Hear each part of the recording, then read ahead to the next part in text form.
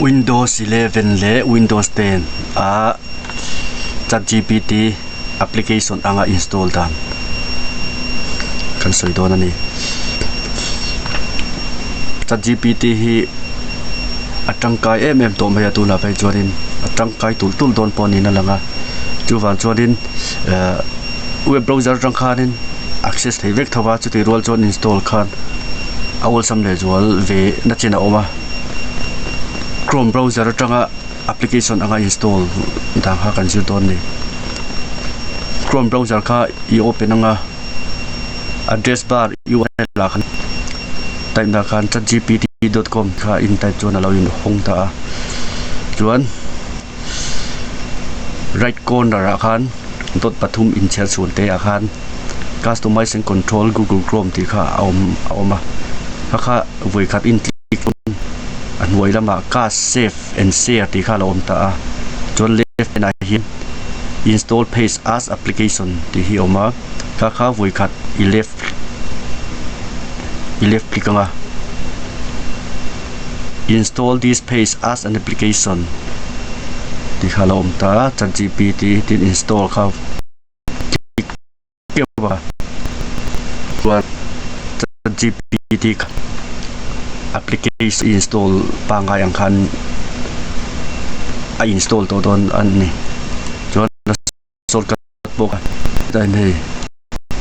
desktop khan alom non install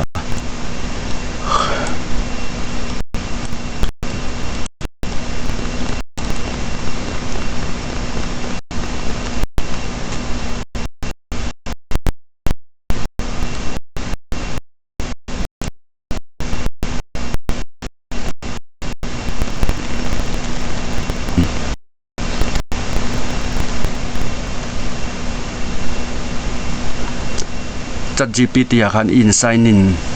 ila sign in lo chuanin an sign in na chuan sign in to nuwa kha chuanin ti hianin lama nangma account kha lo lang don ni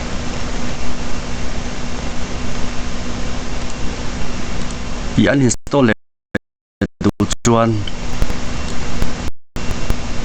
Chrome akan open lenga URL type na khanin chrome:/apps ti ha in type nga keyboard a enter key in letanga chuan Chat GPT khai right click nga uninstall ti khala omanga remove ti khane mai kha jong khane mai phone nei lo pa o lampang ngai thla ka ha thak yo mai thaya in se thiam e mang chumo